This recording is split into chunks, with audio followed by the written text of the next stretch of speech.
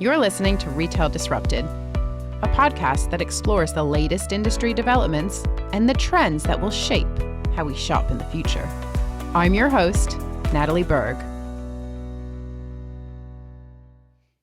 Hello and welcome to Retail Disrupted. As you can see, we're back in the studio to bring you a special episode with Toshiba and Matalan. If you are listening to the podcast and would prefer to watch the conversation unfold, you can head over to the Retail Disrupted YouTube page and tune in that way. Today, I am delighted to be joined by Matalan's Chief Operating Officer, Phil Hackney, Matalan's Chief Retail Officer, Katherine Davis, and Martin Ward, Toshiba's Head of Software for UK and Ireland. Welcome to the show. Thank you. Thank you. No, it's an absolute pleasure to have you all here. We are going to be talking about retail transformation and how you are future-proofing the business by investing in stores and digital capabilities. So lots to unpack. But first, let's start out with some intros. And Martin, you're closest, so I am going to come to you first. Thank you. So Martin Ward, I started my career back in retail far too many years ago than I'd like to remember. So I've worked for some great companies, Marks and Spencer's, Gap, Whole Foods Market, before coming into the supplier side. And now I get the benefit of working with lots of different retailers and understanding their retail strategies and what they want to do going forward. Fantastic. Katherine? Hi, Natalie. I'm Katherine. I also started 3 decades ago on the shop floor and then joined the grad scheme at Marks and Spencer's, worked for other retailers including Pets at Home and Asda at Walmart. So my career is all about clothing and food and customers and colleagues primarily. And I've been at Matalan for these past 2 years. Hi, I'm Phil Hackney. I'm Chief Operating Officer at Matalan. Started my career at Boots, grad scheme at Boots, where I learnt all about warehouses and boxes and technology. And then moved to an American business, working across UK, Europe, Middle East, then into the States.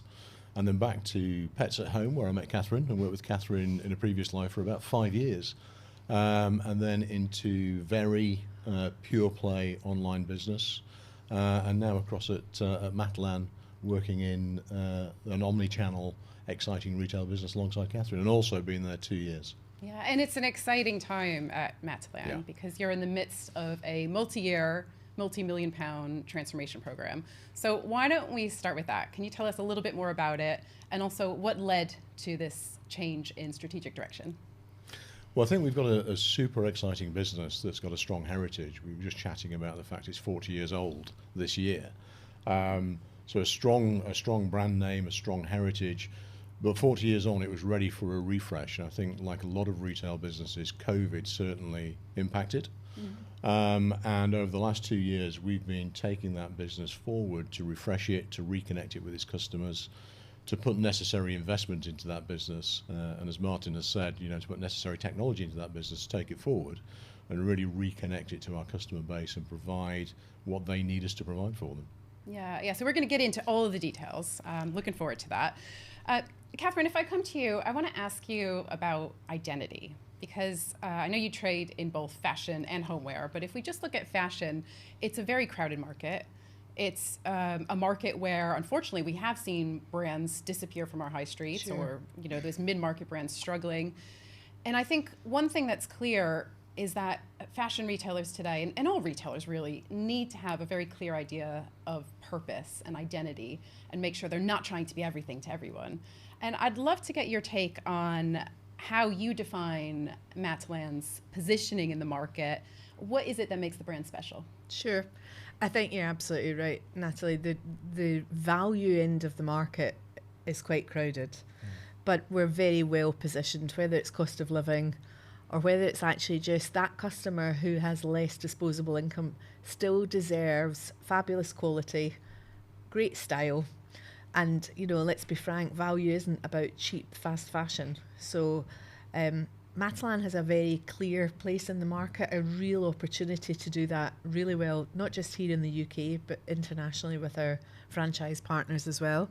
And yes, other retailers are doing some of that well, but we believe we can own that space and give that customer who finds life tough and has difficult choices to make, we can give her, whether it's great schoolwear, baby wear, homeware bedding, real core purchasing for families. And we're very clear that that's who our target customer is. That's not to say we don't welcome lots of other customer segments, including stylish customers who want to come and trade our homeware. But actually being clear, it's the value market that makes us different, but great quality and style. Yeah. So let's talk a little bit more about your customers, because when we spoke previously, you mentioned that around a third of customers earn less than £30,000 a year as a household. Yeah. So clearly they're going to be looking for value when they come into your stores. But what else are they looking for today? How have you seen shopping habits evolve? And maybe if I start with you, Katherine, and Phil, feel free to jump in as well. Sure. Again, if we take COVID as the point of change, and customers being digitally much more savvy, we don't even really talk omnichannel anymore. This is about convenience, customers shopping however, wherever, whenever. And we certainly see that in our stores. At Matalan, still 85% of our business is bricks and mortar. But we've got a growing online business. And of course, we know the magic happens when customers shop both channels. So customer behaviour that is expecting us and every other retailer in the land to be able to flex conveniently like that, frictionally like that, not just at the point of purchase, but also at the point of refund. And then the other thing for Matalan customers that's loud and clear is customers expect to meet human beings in stores as well as technology doing some of that. So we are very keen that we do both and that we give the customer choice to do that, and that there's clear purpose for why they choose to shop like that. And they're all things that we're proud of. We don't always get it right, Natalie, and we're learning as we go. But they're the things that are most important that we've seen changing for customers of all ages. So interesting, especially your point around giving customers choice and marrying up technology with the human touch, which I'm sure we'll get into in a little bit more detail. Yeah. Martin, Toshiba's been working with Matalan for just under a decade now, and you've recently announced an expansion of your partnership. Can you talk us through what you're doing and what changes we as customers might see in the stores? Yeah, certainly. So, Matalan are a great company that invests in the technology at the front end, and we were talking earlier about it's surprising how you walk into some stores now and the technology is the last thing that anybody cares about, given it's your only touch point with a human being in that shop. Interestingly, Matalan have never sort of not invested in that technology. So they have a regular cadence of upgrades that they've done with Toshiba over the last decade. And it's recently that they've decided to partner with us to roll out software as well. So we have a new software proposition to the UK market that we believe is really up there with the best of them, and allows a lot of changes that the customer, so Matalan in this case, can do themselves. So gone are the days when you have to pay a supplier thousands of pounds every time you need to make a change. What we've done is put a lot of that ability into the system to allow the customer to do it themselves, which is massive, we think. So really, really good to do. Matalan have seen that. We went through an RFP process with them, and fortunately, managed to get through that and win, which is great. It's our first one of the UK market after only about 12 months of the system being out there. Oh, wow. So really good for Toshiba, and hopefully we can work with Matalan and many other retailers going forward to really start to change the ethos and the industry within the UK market. Yeah, fantastic. And we will be getting into the whole topic of self-service in a little bit. But before we do that, and Phil, I'm going to come to you for this, I'd like to talk about bricks and mortar retail more generally. So, Katherine, you just said 85% of sales take place in your stores. Bricks and mortar, I think 10 years ago, if we were talking about stores, a lot of retailers thought of their stores as liabilities. There was a lot of right sizing, a lot of store closures, right? Fast forward to today, and I think most retailers recognize that when you repurpose your physical stores, when you use technology to kind of bring them into the 21st century, actually they're huge assets. So I'd love to get your take on how the role of the store is evolving and what you're doing specifically at Matalan to continue to meet customers' needs. Sure, I think you're right. If you go back 5, 6, 7 years, there was a definite mantra of bricks and mortar retail is dead and everybody's going to be shopping online. And we tend to talk in extremes. Everything's going to be delivered by drones. Everything's going to be by e-commerce. Customers aren't that simplistic. They will want to buy convenience. They will want to use technology to make it quick and easy. But there's also an experiential thing. They want to spend some time in stores. They want to shop. They want to look at product. And I think we have to be guided by what the customer wants to do and react to that and respond to that rather than trying to force them into a channel. And so bricks and mortar, I think, has a critical role to play in how we engage with that customer, how we showcase what we have available, how we build a relationship with the customer. And then you can use different channels to deliver that customer need. But the conversations of 5 or 6 years ago of bricks and mortar retail is dead. And I was in a pure play retailer where we were excitingly talking about bricks and mortars all over. No, it's not. You know, the world changes incredibly fast and incredibly slow at the same time. Yeah. You know, some things just stick. And the ability for customers to go and shop and have that experience and to touch product and to see it and to engage socially with family and friends doing it, I don't think will ever go away. Yeah. And we're certainly in the space of trying to make sure we make that opportunity available to customers and then use that as a platform to give them the access to interact with us in whichever way works best for them, rather than trying to force them down the channel. Yeah, because customers don't think in channels, No. right? No. Retailers do, analysts do. Yeah. But customers just want a seamless we experience. have a lot of language and a lot of processes that we spend every day thinking about. And sometimes we forget that our customers don't use that language, don't think in that way. Yeah. And I think to be a successful retailer, you've got to anchor yourself back into what is it the customer wants? What is the customer doing? And sometimes that can be in conflict with what the retailer might want to do. But if you're not led by the customer, you're not going to be successful. And it's how you respond to that need and service that need in the best possible way that's going to make you successful. Yeah, absolutely. And also, Katherine, within the fashion space, there is still the challenge of sizing and fit. And I presume a lot of shoppers would appreciate the ability to try stuff on in store, Absolutely. right? Yeah. Almost, and also when you look at how, Phil, you mentioned you were at an e-commerce brand, we're seeing a lot of e-commerce retailers move into physical stores because they recognize the benefits that you can get from the high street that you can't get online. So I'd love to get your take on this and where you see stores going in the future. Yeah, the future store bit, of course, you know, checking my crystal ball. I think Phil's absolutely right. The most important thing is we stay very close to what those trends are and true to them. So fitting rooms, again, post-COVID, it was one of the most urgent things we needed to do as retailers, not just at Matalan, is get fitting rooms reopened and be really confident that customers want that space.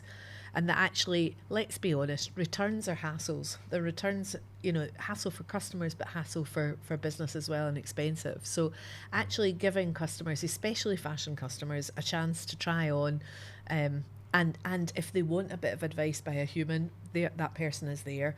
And I think those customers who choose to shop like that have quite often searched online anyway and then made their decision to go into store and try something on. And I take you back to our point about if you're a value customer with a limited income, actually all of that inconvenience is not helpful because it's expensive as well, right? So our customers are savvy enough to say that one trip to a store trying multiple things on is always going to be way cheaper, and it is for us as retailers as well. So I echo Phil's point. The most savvy thing for us as a business is to think about these customers across channels and not silo P&L profitability. And that's where the magic works. So fitting rooms, but also making it convenient, customer toilets in stores. Those things that actually families need when they're spending time, whether it's, you know, leisure time or experience time, as Phil says. These are all pretty fundamental things of humans being in buildings. Yeah. And it's important as retailers that we get it and that we service it well. So I think there's a whole load of that some of that will change. I think not just for the customer, but for the colleague experience as well, right? So if you come in and you're a peripheral size in a range, we want to make it so easy that as a colleague, you can advise that customer of how we get a larger or a smaller size or a different age in a child and make that so simple that it just is easy for the colleague to facilitate. So there's lots of things I think will change. But fundamentally, customers need to be clothed. and humans, that is a fact. Humans need to try things on, Yeah. whether they choose to do it at home or in store. Yeah, so interesting. So interesting to see as an observer how retailers are, you know, continuously looking at the customer experience and how you can cut friction and how you can make things more personalized or easier. Yeah. Martin, what are you seeing from a tech perspective? When you speak to retailers, is there sort of heightened demand? I guess COVID was, of course, a huge catalyst for digital transformation. But more generally, do you see retailers being more open to experimentation? Yeah, I think retailers have to try now. So ultimately, COVID has forced people, you know, that were very much bricks and mortar into the online world, and the online world, as you say, is coming into bricks and mortar to an extent. The big things were, space in stores. So how do we put propositions in there where we can't open a bank of tills in that sense? So self-checkout really took off. Certainly in the clothing world, Matalan have been a massive forefront in the process of doing that sort of self-checkout in the clothing world, and we're now seeing Marks and Spencers and others doing it as well. But yeah, the technology is essentially the limiting factor in a lot of this. So what we're trying to do is make sure that the technology isn't, and therefore the customers can shop the way they want to online. Click and collect and reserve and collect, but also, as Katherine and Philip just said, being able to be in the store, find something that isn't there, but be able to order it really easily and get it delivered to home, be that free or otherwise. But ultimately, trying to understand how we can do that and unlock that flow within the store to make it easier. Yeah, because I guess at the end of the day, shoppers just want to shop on their terms, right? So you've got to make sure you're offering that choice. And it's surprising still how many retailers today will say to me, "We only do it like this," and it's like, well, that's you as a retailer deciding that you're going to limit the shopping, and customers will want to come in and have a conversation sometimes they'll just want to walk in, grab an item, go through a self-checkout and leave. And if you've not got the self-checkouts available to do that, then ultimately you're stopping that customer who's now got to stand in a queue of 20 people. They don't want to talk, so they'll probably put that item down and leave.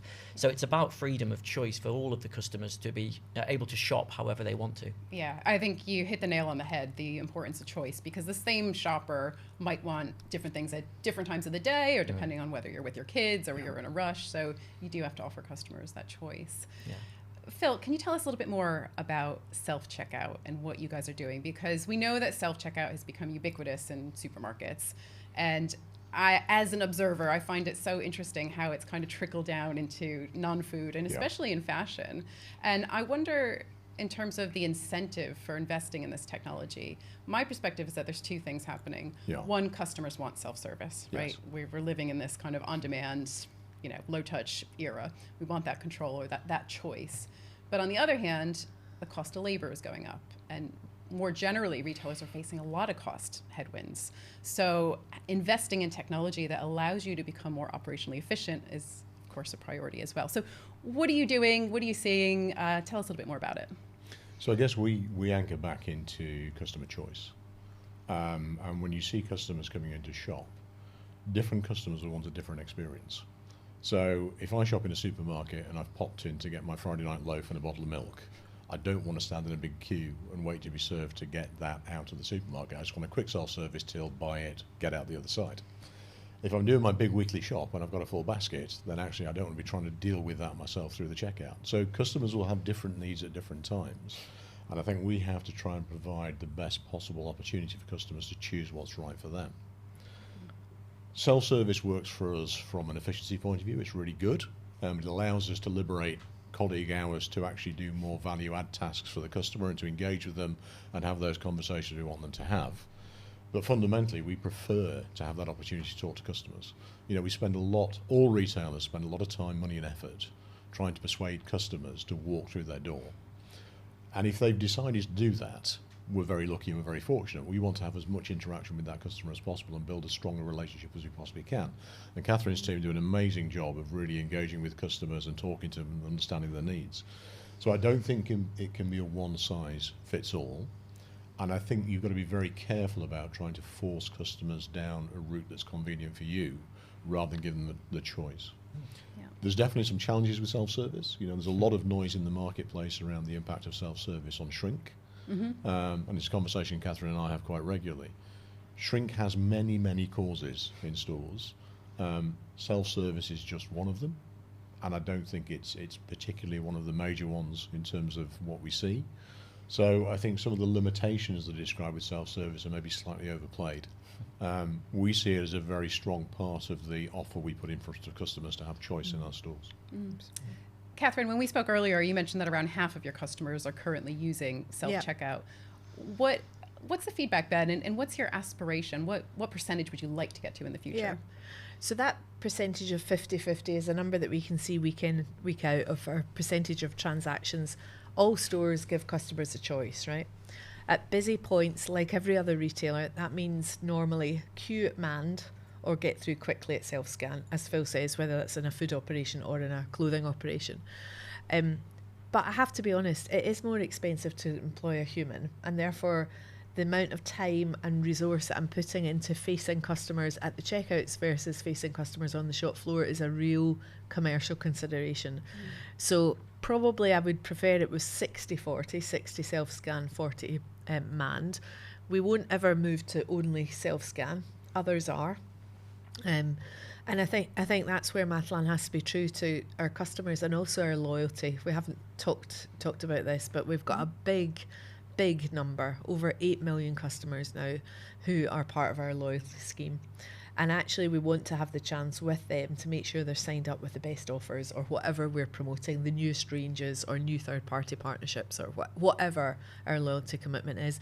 And therefore there's an opportunity for us as a retailer as well as a customer to have an interaction, and that has to happen at the manned checkout.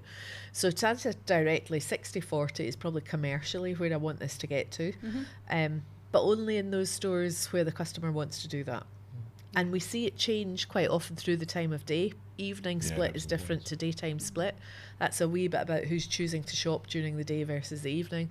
And weekends are definitely quite different, where none of us want to be standing in long queues where refunds or God knows what's going on. But, you know, so I think this is where we have to be true to both customer mindset but also business efficiency, and they come together at self-scan. Yeah. I think what Matalan have done well, which you see in some retailers, you don't see in others, is they're committed to self-checkout. So if you say we're going to do self-checkout, but you hide it up the back somewhere and it looks like a till, but you can't tell and there's nobody there, what Matalan have done really well is a great queuing system. They have somebody at the front of that queue that directs the person to where they need to go. They can talk to them. That interaction happens there, where they can send them down the best route based on their specific circumstances.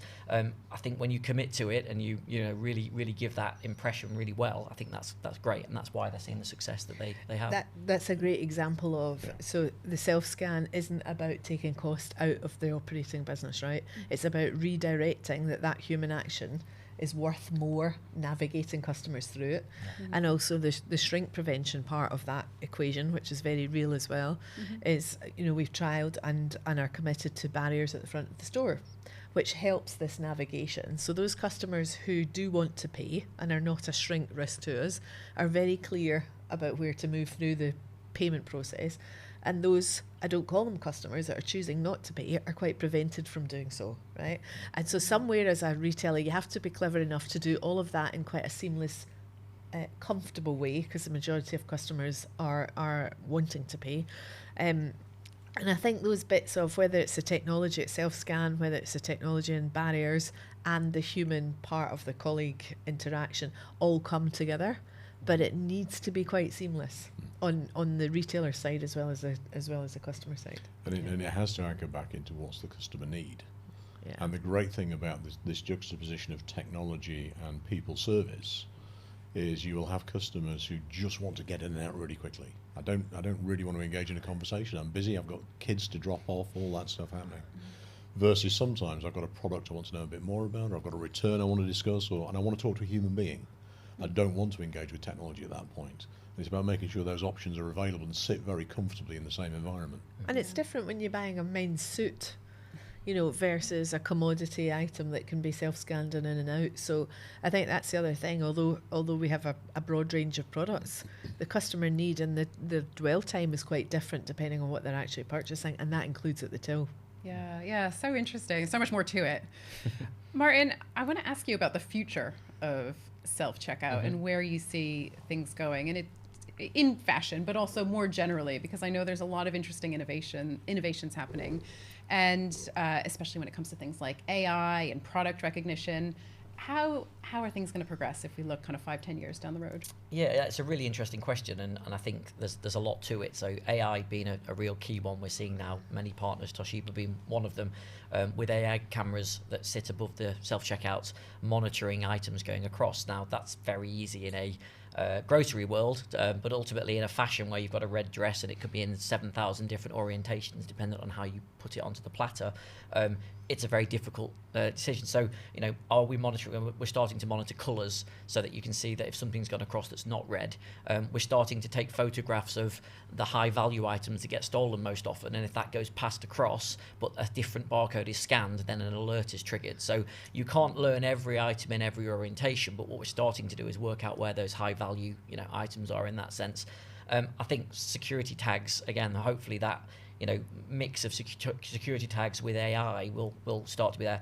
Matalan have hard tags, which is always a massive point of friction for a customer. So you've scanned the item. I've now got to detag that myself at a point of self-checkout.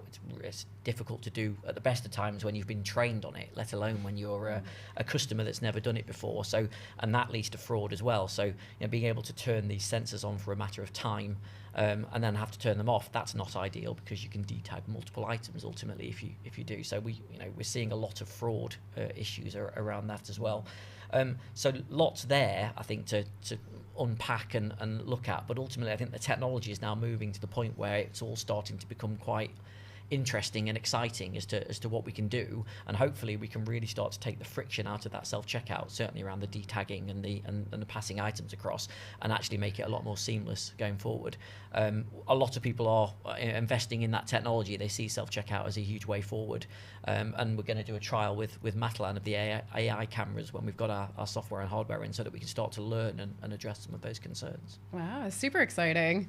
And you can see how by cutting that friction out and improving the customer experience, you're going to drive adoption. More people are going to go to self-checkout. It becomes a more attractive option. So yeah, definitely. It's one of those things that I think people like self-checkouts if it works, you know, and, yes. and we've had the history of the, you know, unexpected item in the bagging area, which everybody still talks about. I have it in my notes. and it is, but it's and that's gone now. But that's gone primarily because everybody set the boundaries so high that it doesn't happen anymore. Yeah. It doesn't exactly help you with the fraud element at all. So the friction's gone, but actually you're not gaining the idea of what the friction or what that thing was put in there to start with. So it's something we're all working towards, and Toshiba have got, you know, a lot of investment in both Europe and the US, trying to obviously, you know, make these things easier to use and get customers through them as quickly as possible. Yeah. Katherine, I want to ask you about Frontline staff. There is a direct correlation between having a happy and motivated workforce and having a fantastic customer experience. And I think more and more retailers are kind of connecting those dots. What are you doing to empower your frontline staff, and how do you see these roles evolving? It's absolutely critical. You know, highly engaged and, as you say, happy colleagues will always give a better service, and the data that we have at Matalan shows that. So we have industry-leading engagement scores, where we survey colleagues regularly through the year on different aspects of their role and how they feel about working at Matalan. And we see a direct correlation with our customer NPS scores, right down at store level and at regional level. So I think the empowerment part is about taking the colleagues on a journey of any change. And actually the new tools with Toshiba is a great example of it, making sure we have store colleagues involved right back to the tender process of when we selected Toshiba, and looked at others. So to have a couple of store people there with Toshiba, sent out some store colleagues out to some of your other customers in Europe as well, to look at on the ground how those retailers were working. Therefore, by the time we get to this exciting stage of trialling and rolling out our tools, actually our store colleagues will be the biggest ambassadors of what's coming. So I think the empowerment part isn't just happy colleagues, it's actually engagement behind change. And we do pride ourselves on some of that, but we don't always get it right. And the most important thing is, when we don't get it right, being quick to pick up the fail fast mentality. And we pride ourselves on some of that, because none of it needs to be perfect from the beginning. And when we choose partners to work with or suppliers to work with, we want people who are culturally part of that with us, because the turnaround at Matalan won't happen if we only put in tried and tested solutions. And that's what makes it exciting. Yeah. Yeah. Some of the questions you get from the store staff are brilliant. They're so down in the weeds, but that's great. So, we had one from somebody that was like, I've got long nails, can I touch the screen? And it's these things that you don't really think about, the technology and how we do it. So it's like, well, let's try it. And and then, the excitement as they can start to press these with the long nails and things. It's really nice to see that side of the view and to really build that into our thinking as well. So that's the things that we can take back to our, teams that build the software and the hardware and start to feed things back that, these things either work or don't work. So. And as an employer who employs 5 different generations, from our youngest to our oldest colleagues, right? How they adopt technology is different. And therefore, the things that are important to all colleagues need to come out of these workshops. And I think that's when engagement and empowerment really happens. And I remember some of our younger colleagues, one of the younger colleagues suddenly said, in a context, I can't remember what it was, but what are you going to do, Katherine, with the 200 stores worth of existing hardware? Because that can't all go into landfill. So that kind of ESG question from some of our colleague base as well, not just the excitement of what the new technology brings. And that's where I think, actually, that's a great question, because we hadn't really considered some of that, and we'll work with the partner to come up with the solutions. But some of that is so important to our people. Yeah, it's good to be scrutinised around things and like we should that. be. I think it's how you deliver successful change. Katherine and I are generalists. We're not experts in using tills. We're not experts in using technology. And the only way you're going to be successful is you talk to the people who use those tools in their everyday life, because they know it inside out far better than we do. Yeah. And they'll find all those nuances and little wrinkles that we've missed. The long nails. Like nails or there's so many things that come out in those really rich conversations. And if you're looking at the world through the medium of PowerPoint, everything works. It's amazing. When you get into the detail of using it, operationalizing it, all the interactions that happen, that's where the expertise sits. So you need that rich vein of information coming back. And then I think the second thing when you're delivering change is, we've all seen examples of really well-managed change that's failed because it hasn't got the engagement of the colleagues. And we can all see examples of change that maybe shouldn't have succeeded, but did because the colleagues dragged it over the line. So if you're not taking the organisation, the people who use the technology, the culture with you on that journey, you're just setting yourself up to fail. It's so critical in delivering success. Yeah, often overlooked as well, the need to bring your people with you. That's the hardest part of any digital transformation. Any digital transformation at its heart is a cultural change. And if you don't manage it as that, you're going to fail. Yeah. Katherine, I know you spend a lot of time in stores. How valuable is this time? What kind of things do you pick up? I mean, I guess we've sort of just touched on it already about, being able to sort of see what customers are experiencing, what your frontline staff are experiencing. And it does feel like more and more retailers are making this a requirement for employees in their head office. So I wonder if you could talk us through what you're seeing. Okay, so in a working week, 2 days of my 5 or 6 days are absolutely in stores. I don't see it as a requirement, Natalie. It's interesting. I choose to have people in my team who want to be doing that. And, we work in retail because we want to connect with customers and colleagues all the time, whether it's in our own business or looking at what our competitors are doing or what the wider hospitality sector is doing as well as retail as well. So I absolutely want a culture of people that are out there spotting things that are different, great ideas, as well as watching friction points. I think the time on the shop floor with our store colleagues, and Phil does the same as well, the solutions are on the shop floor. Whether it's about product innovation or enhancement, or the operating model of how we're running our stores, or just the magic that happens when customers and colleagues connect. I think there's a very commercial kind of priority. We make profit in the transaction that's happening, not in a support hub looking, as we often say, the analogy at a spreadsheet. So actually seeing it come alive and the pride at which when we land change, to see it in our people, motivates us to then develop further change, and with pace and momentum. And at Matalan, where the turnaround is so critical that we keep this momentum and belief in the change, that all happens on the shop floor. And whether it's, autumn product landing now, or we're close to Christmas product being on the seas and getting into stores, what brings us all alive, no matter how long you've been in a business or in a sector, is actually seeing that come to fruition. So I think the active listening part of being on the shop floor is what we're seeing across the sector at board level in lots of retailers, Natalie, as you say. But active listening needs to be active listening, not telling. And being there on a Saturday afternoon when the friction points are happening, or violence against colleagues, some of the reality that's happening, which then means when you've got friction at tills, that violence becomes even more accelerated. So I think you've got to be in it, and that old retailer's detail, you've got to see it as it happens, and then you've got to act quickly on it. And I think as directors of a business, we invite the feedback, but we've got to be quick on the solutions background, and being quite transparent when it's not good. And the best of us that work regularly on shop floors, equally in the DC or where the functions are happening, just need to be honest about what has to improve, and the pace at which we expect it to be turned around. So I love nothing more than actually talking to customers about what we think is exciting and seeing if they've actually noticed any difference, which keeps us very grounded. Some of the simplest things are the things that customers talk about. The hangers, not the technology. Hangers, really. Yeah. Oh yeah. And that only comes, to answer your question, Natalie, that only comes when you're actually on the shop floor. Spending time on the shop floor. Yeah, so interesting. Phil, we've talked a lot about stores. We haven't talked much about e-commerce. When it comes to buying clothes online, there are some big barriers still. We talked about sizing and fit. What are you guys doing when it comes to e-commerce? What are you seeing from customers?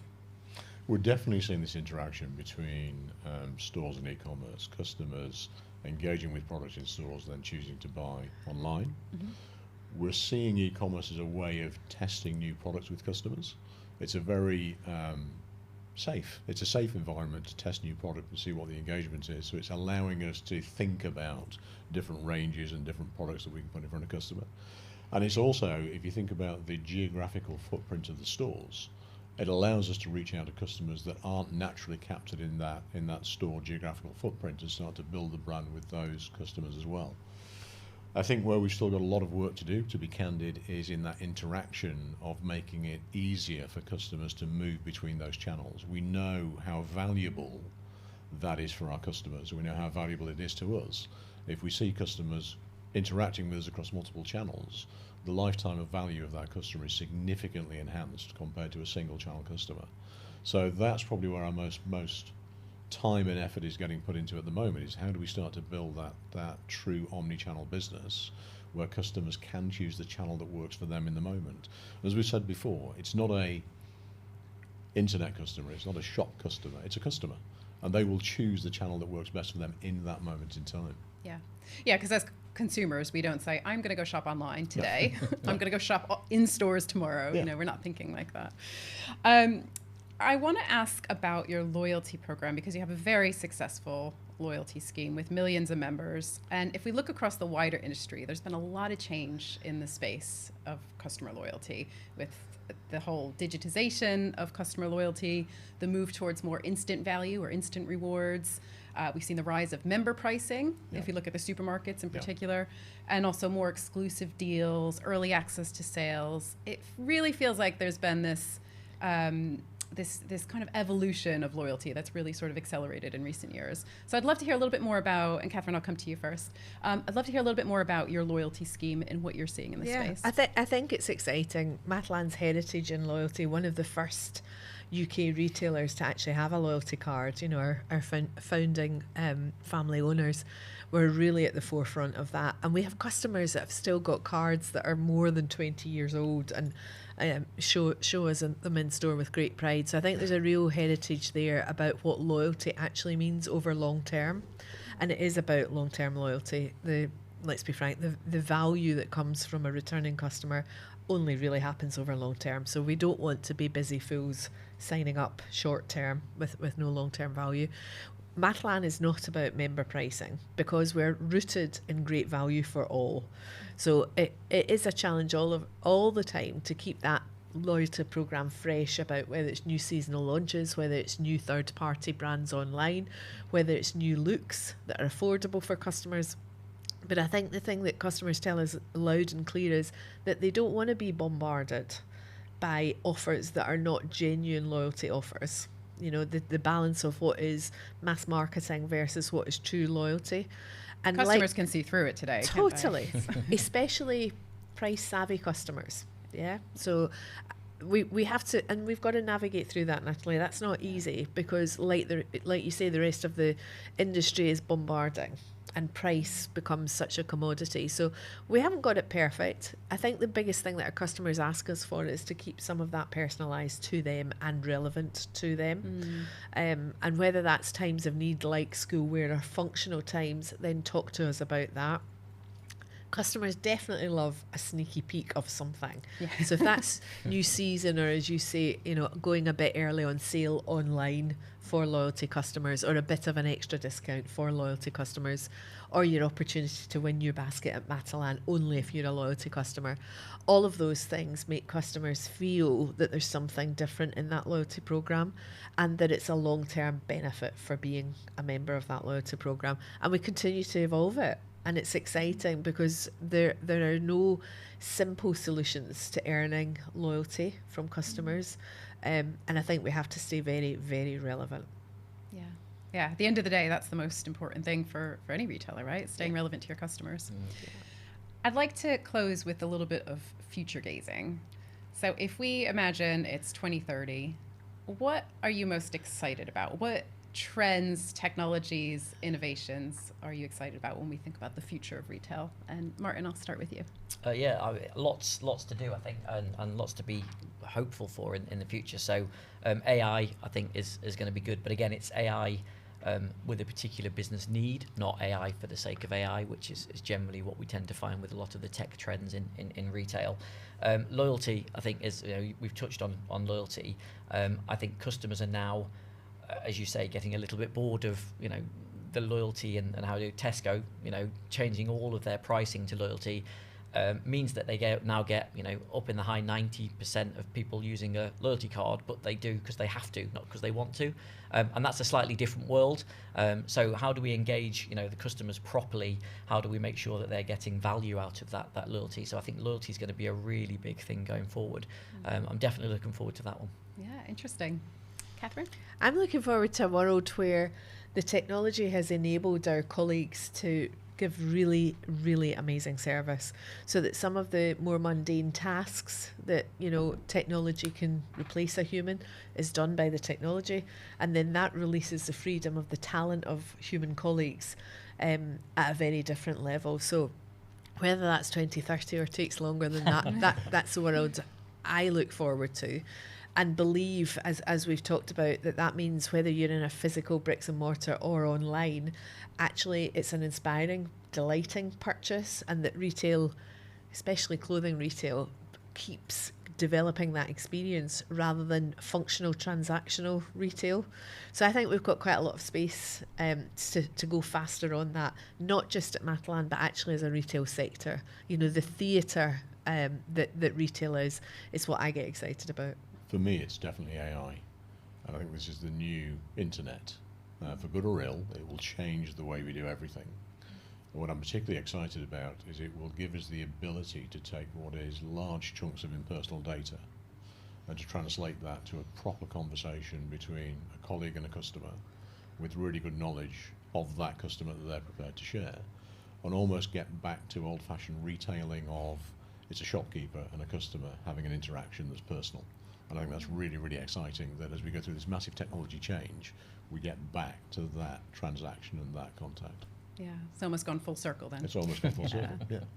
Katherine, Phil, and Martin, we could be here for hours. It's been such a pleasure to have you on the podcast and talk about retail transformation. You have day jobs to get back to, so I will let you go. But thank you again for your time. Thank you so much. Thank you for listening to Retail Disrupted. If you enjoyed this episode and would like to support the podcast, please leave a rating or review or share it with others. It really makes a difference.